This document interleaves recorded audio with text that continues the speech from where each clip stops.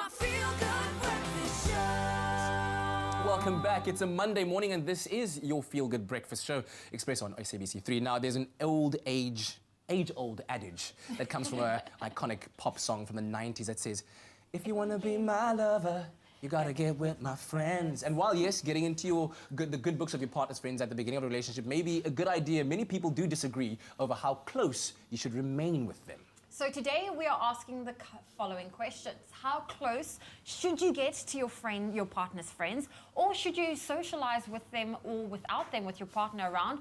Or have you and your partner set some strict boundaries around socializing with each other's friends? Well, that's why we have relationship expert Paula Quinsee with us to grapple on this hot topic. So if you have any questions or comments, please do give us a call. Our lines are open. It's 021-430-9881 and we will happily engage with you. Great to have you here with us, Paula. Thank you so much. Thanks, good to see you all again. So I guess let's take it to the very beginning of the relationship. Is it a good idea at that point in time to introduce the idea of socializing together? So my friends become your friends become my friends. So in the beginning stages of a relationship, we're still trying to impress our partners. And part of that is having our friends accept our partner. So when we introduce our new partner to our friends, we're trying to see what they think, get their opinion, get their input, see whether they like the guy, the girl, you know, that kind of thing. So it definitely does help from a relationship point of view in terms of just knowing that you're on the right path and that this is the right person for you. And friends give us a sense of support. They give us a sense of safety. They give us a sense of they're there for us, you know. So in the beginning stages, it does help because you want everyone to get on and be like one big happy family.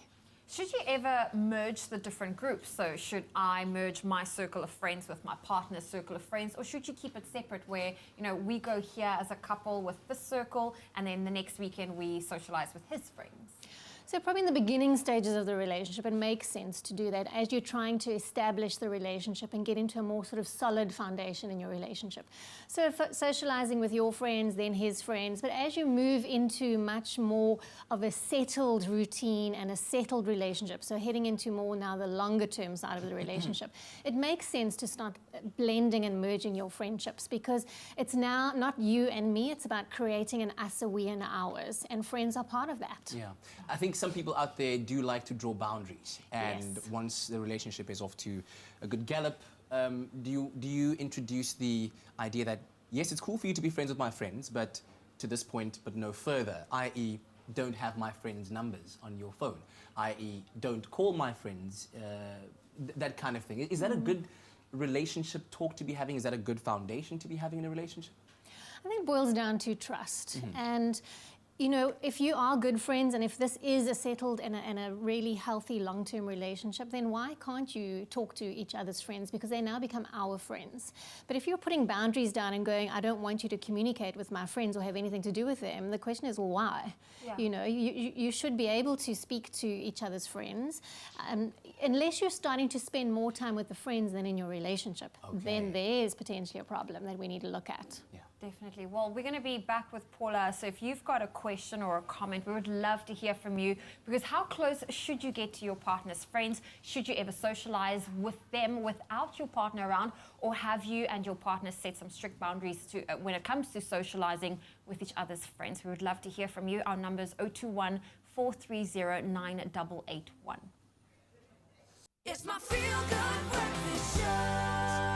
All right, our telephone number is open 021-430-9881. In our relationship chat this morning, we're talking about being friends with your partner's friends and how does that weigh up in your relationship. Give us a call with all of your questions and your comments. In fact, we have a call on the line right now, Paula. It's Fez. Fez, good morning. Good morning, how are you doing? Very well, man. Go ahead. You know what, you can be friends with your partner's friends or whatever, but in my situation, previously, in my previous relationship, I had to divide up my friends because my friends couldn't get along with my partner. Okay. So it's not because of they didn't like her, it's just we sort of tend to prejudge people before the time. So a lot of the times that my friends would meet and like, you know, she's not the type of person I'd expect you to go out with, or, you know, and it's like, so you eventually came to a point where I would see certain friends that I would get along with on my own without her. Friends that we did get along with, we would organize a braai or a coffee date or a tea or something so that we can all socialize. But it makes it a bit difficult trying to divide yourself up because you think that, you know what's wrong with this person? But then at the end of the day, you know what, with me, what you see is what you get. Yeah. Faiz, can I ask a question? You were talking, Yes. I think you said this was in your previous relationship, right? Yes. Did the relationship end as a result of something friend involved? No, her mother got involved in our relationship too much. Okay. Which is a whole nother level and another discussion for another day. But thank Yeah. you for sharing with Totally. us, Faiz. But that's a very relevant thing. And some people like Faiz do that, knowing that not all your friends get along with your partner. You choose to hang out with certain friends at a certain time and hang out with your partner, with your friends at another time. Is that advisable? So I think it depends on what the dynamics are that are playing out. You're going to have situations where you're not going to like everybody. You're not going to get along with everybody. So instead of forcing everybody to be together just because you're having an occasion where all the friends are invited, you may need to manage the situation and the dynamics by separating those kind of friends and then mingling with them separately, but getting to spend time. And I think it's about finding the balance, you know. How do you balance spending time with each other's friends equally or jointly, especially those that get on well together or have common interests, and or spending time together as a relationship? Okay. Well, Paula, one of the questions we've been posing this morning is it acceptable to hang out with your partner's friends without them being around? What is your take on that? So again, it depends on the relationship and the type of friendship. As long as there is openness and honesty and transparency, you know, for example, your friend is out of town and your friend is on their own, and so you agree to meet up and to have dinner, and everybody knows about it. But when you're doing things behind your partner's back and they don't know about it, then that for me is a big red flag and a question mark as to why. Yeah. You know, it's different if it's your friend and your partner doesn't get on with this person, that you respectfully allow each other to spend time with those friends because they are your friends after all. Yeah. Can we talk about how perhaps you get to that point of trust, openness, and transparency when you want to say to your partner, hey, listen, I would like to hang out with your friends that you introduced me to, but in the space of time, we've become very good friends.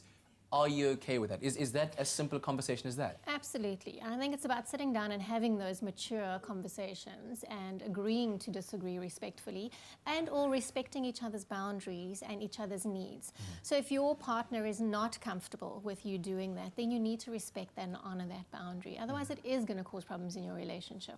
Okay. Well, we're going to have more with Paula Quinsee, our relationship expert this morning. Our lines are open. Please give us a call. That number's 021 430 9881. We would love to hear from you. It's my feel-good breakfast show. Welcome back to your Feel Good Breakfast Show. We are talking relationships, and we have Paula Quinsee, our relationship expert, in studio this morning. And the topic is, can you be friends with your partner's friends? And it's becoming quite an interesting topic because there are so many different facets and dynamics to it. Absolutely. You know, with some friends, we can tend to be a little bit jealous about the relationship that either our partner is forming with them because they were our friend first. So, you know, why do you want to be friends with my friend? They're my friends. And so we can become quite territorial over our friends. Yeah. We could also feel a little insecure in our relationships. You know, if our friends are getting along better or our partner's getting on with our friends, but, you know, what about us? Yeah. And so I think really it is about finding the balance and being respectful of those boundaries. Yeah. Sorry, I'm going to ask one more question. How do you put your partner's mind at ease to reassure them that, I get along with some of your friends, nothing's happening? Is it possible to do that? It is, but as I said, it really does boil down to transparency and openness and respecting each other's space. If you're doing things behind your partner's back and they are not aware of it, that can cause problems. Yeah. If you have not discussed the boundaries, that can also cause issues. And if you're not communicating with each other in terms of, well, why you enjoy spending time with that friend, what is it about the friendship that really, appeals to you? Yeah. Okay. It's an obvious no-no to go behind your partner's back and socialize with their friends without their knowledge, because obviously that creates distrust. Yes. What happens if you catch your partner in that act, so to speak? Yeah. So you find out that they are now hanging out with your friends, they haven't told you about it. How do you, as the offended party, act? and vice versa? So I think, first of all, understanding what is it exactly about this that you are offended about. Is it the fact that your partner wasn't being honest with you? Is it the fact that you're feeling betrayed? Are you feeling hurt? Are you feeling angry? So start acknowledging your own emotions first and when you're at. And then having that discussion with your partner and what it is about their actions and their behavior that has hurt you. And then what you would like or need from your partner going forward in terms of managing the boundaries when it comes to friendships and socializing. And because how would you like it if the roles were reversed? Would you do that to your partner? So you can't expect your partner to do something that you yourself are not prepared to do. Yeah. Well, we have a caller on the line. Robin, good morning. Good morning. What is your comment or question for Paula? What do you do if your friends do not get along with your partner because they think your partner is just like your previous boyfriend? That's a very, very relevant question. So, like Faye said, prejudging people. Yeah, and you know, we all judge, whether we like it or not. Yeah. And some people say, I never judge, but we do. Within the first 30 seconds, we have judged already. So friends always have our best interests at heart. They always want what's best for us, but sometimes they can be biased, and so we need to take that into account. But if they are continually saying the same things about us and our boyfriends or relationships or partners, we may potentially want to take a little bit of heed of that, because sometimes they can see things that we can't necessarily see. So for example, our blind spots. So they can give very good input to our relationships and our behavioral patterns as well. So I think it's looking at who you surround yourself with. We call it circles of influence. And what is the type of influence they're having on you? Is it a positive influence or a negative influence? And are they being really fair in their judgments or their input, or are they being one-sided? Okay. So is this a conversation then that you have with your friend after they've said, let's say, like for instance, in her case, that he's just like your previous boyfriend? Do you then sit the friend down and say, well, tell me, in what way do you see it so that maybe my eyes can be opened so that you can then make better judgment? Absolutely. And it's about, getting that input, constructive input. And then we always have a choice. So now that I've got this input, what am I choosing to do with it? I can choose to disregard it and carry on and see where it goes. Or I can look at it really from a different perspective and go, well, maybe there is a little bit of truth here, and what do I want to do with that information? Okay. Well, we're going to be back with one final session with Paula. So if you've got a comment or a question with regards to your partner's friends and being friends with each other, give us a call, 021 430 9881. It's my feel-good breakfast show. So let's talk about it. Relationships with Paula Quinsee, and about the fact that is it fair, is it okay for you to be friends with your partner's friends? We've gone quite a way in the conversation so far, and of course with your comments and questions on 021 430 9881. So Paula, I guess the next thing is, if you and your partner feel it is necessary to draw boundaries regarding your friends, what's the best, fairest and healthiest way to do it in your relationship? So I think a lot of the time we talk about the what and not the why. So for example, I don't want you to see my friends without me. But that doesn't tell us the why. And when we understand the why and we go deeper there, it's much easier for us to empathize and to sort of step into our partner's world and be there and support them, and then respect those boundaries and those requests. So I would say have the open conversation, sit down and explain really what it is about these boundaries, why they're important to you, what that is going to do for you if your partner upholds those boundaries versus if they break the boundaries. And then how do you go about establishing those boundaries and adhering to them going forward? I guess the follow-up question that I have to this is, when should you be having this conversation? In the very beginning, before anything happens, or when you anticipate that it's going to happen, or when you start when it noticing happens? it's happening? When do you have the conversation? You know, and it's a difficult one, because friends come in as the relationship gets more and more established. So in the beginning stages, you would potentially keep your friends separate, because you're trying to, friends also add views and opinions, and we wanted to see how our friends handle our new partner and or how our new partner handles our friends. But as we start moving into an established relationship, we start merging and blending our friends, and we start socializing a lot more together. So I think as and when a situation starts arising and you're feeling something about a particular event or a situation or a friendship, is to have that conversation there and then with your partner. Don't let it drag out. Don't let it become a big issue.